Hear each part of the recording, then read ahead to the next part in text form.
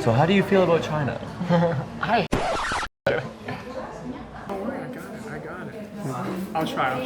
여기 밴딩 친구는 북한 가봤다고 했어요.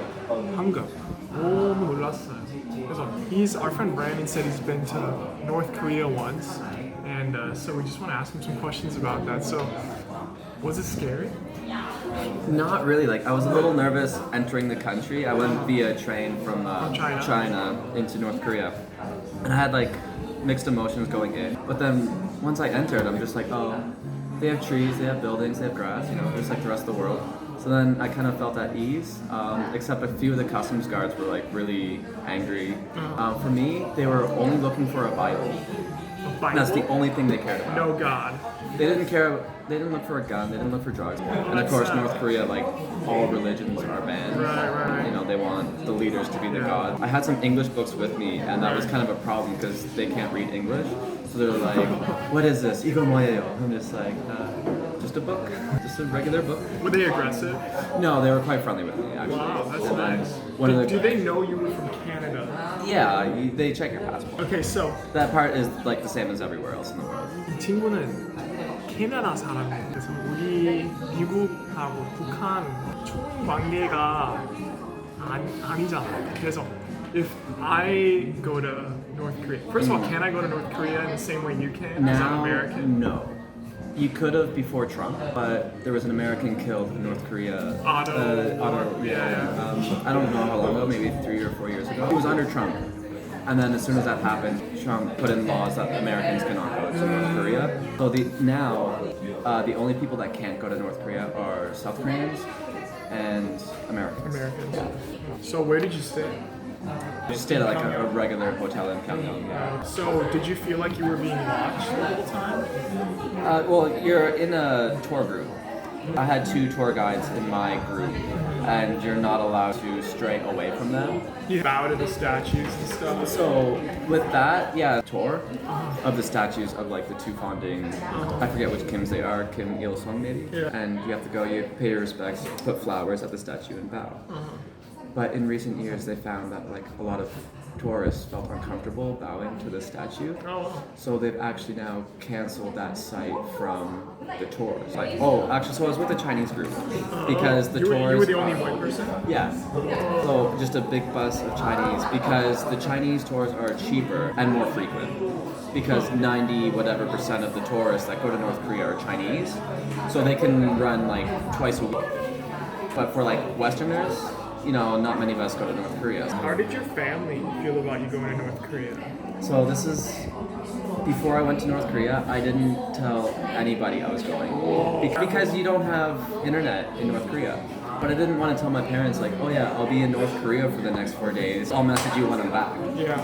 My parents would have been losing their mind Really? back home in Canada, just like freaking out, like knowing their son is in North Korea for 4 days and they can't contact me. So as soon as I went back to China, I got my VPN because of course China's all censored too, so I could use Facebook, and then I messaged my family like, hey, so this is what I did for the past 4 days. Did they get angry? This is why I didn't tell you guys because I didn't want you guys to be scared and I can't contact you. They're kind of used to me doing things like this. Yeah. My mom was just like, oh, God, like such a Brandon thing to do. Yeah. And my dad was just like, you know, it's like, you're an adult, you make your own decisions. Learn to accept this is who you are. Did they show you that one American boat that they said they captured? Very proudly, yeah. Yes. And that's at the Korean War Museum. huge. There's one here in Seoul too, a Korean War Museum. Yeah. I want to go because I went to the one in Pyongyang. You want to see the difference? I want to see the difference Yeah. because in Pyongyang, of course, it's just like, oh, the Americans will never admit that they lost this war. Look at all the tanks that we had and the Yeah. weapons that we had. So what was the most staged thing you saw in North Korea? Nothing. And here's my theory. On YouTube, I've seen lots of staged, fake performances. Because you were with the Chinese group? That's what I suspect. Yeah. I think they do the staging, like the fake aspects for the Westerners, because China and North Korea are like, China's North Korea's best friend. I don't think they have like much to lie about to the Chinese. Yeah. They're trying to fool the Western people. Yeah. So I was on a Chinese tour. Do you regret not doing a Western tour?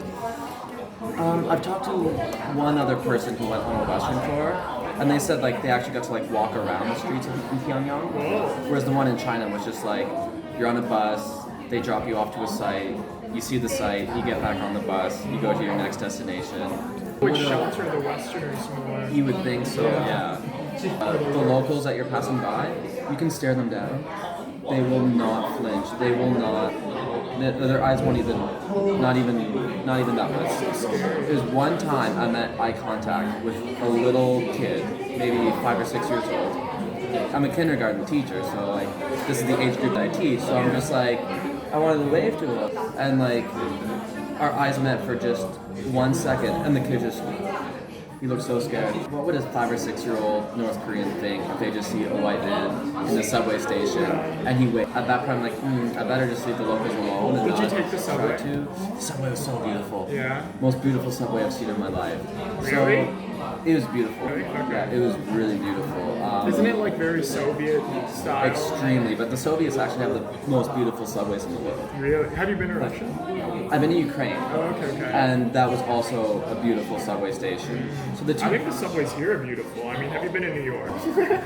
New York? I have. It's friggin'. Don't ever go take the New York subway, so especially trashy. these days. It's trashy. Yeah. Here's okay, but so the two deepest in the world are the one in Pyongyang and the one in Ukraine because they both act as bomb shelters. Oh, nice. Yeah. So, but the metro itself was so beautiful. Did they tell people to go up and down when you guys were there? Here's the thing, Pyongyang has, I forget how big the population is, but like, it's a major city, Yeah. and it's the capital, and there's gonna be people using the subway. I know there's like jokes about it, like, oh, they're all actors there, but I'm like, it's pretty believable that even North Korea has like a semi-functioning subway. There's enough working class in Pyongyang to where they can afford a. Now that you're living in South Korea, what would you say is the biggest difference between your short experience in North Korea and your experience in South Korea? Definitely the freedom and the culture, like, even though they're like ethnically the exact same, culturally they are worlds apart. So like, I was only in North Korea for 4 days, but it was long enough to figure out like these people have no lives. Like they go to work, they go home. On the streets, when you watch the people, nobody is interacting with each other. But a lot of people say South Korean life is so like It's go to work, go so, home. no, you walk down Gangnam at night, man. It's lively. People are partying. People are having fun. Oh, right. There's cafe life is crazy here. North Korea, they have nothing. They don't have cafes or anything. They have like maybe 1 or 2 bars, and just on the streets, no one's talking, no facial expressions. They just, no one smiles, no one's angry, no one's sad. It's just like stone. Dead inside. Yeah. Basically, so that's what I found. And they're just all walking or biking on the sidewalk, just like day-to-day motion. And then that's it. Whereas in South Korea, yeah, the people are, I find they're easy to talk to. I've never had a problem with that. Lively, love to party, love to talk, love cafes, and love to explore, love to travel. So they have a life here, they have their freedom, they can just be who they want to be. Whereas North Korea, it's just like, you're North Korean, so you have to be exactly like this. Yeah, this one type of person, and that's it. So what made you go to North Korea? Yeah, so maybe like 7 years ago, I became like really interested in the world when I started loving to travel and seeing different places in the world. So I was always on the internet, just researching new countries. And then so eventually, I'm like, oh, the Koreas, what are the Koreas like? So I googled North Korea, and I just couldn't believe that a country like that exists today. There's one weird thing I saw. I don't think they can afford lawn mowers, but their grass is so pristine, so perfect. They have people with bags on their back picking the grass and putting it in bags. You see it everywhere. They don't try to hide it from tourists. And they interviewed a couple, and they said like, yeah, I'm really happy to have this job because it's close to like an important government building. I'm happy to serve my country like this. I've been picking this all my life with my hand. Look at this mower. I can do like a year's worth of work in 10 minutes. Even like, take your house back in Chicago. Imagine going to your front lawn and like picking that. That would take forever, right? Dude, This is their life. Yeah, that was one crazy aspect. That's I just insane. couldn't believe that I was witnessing that with my own eyes.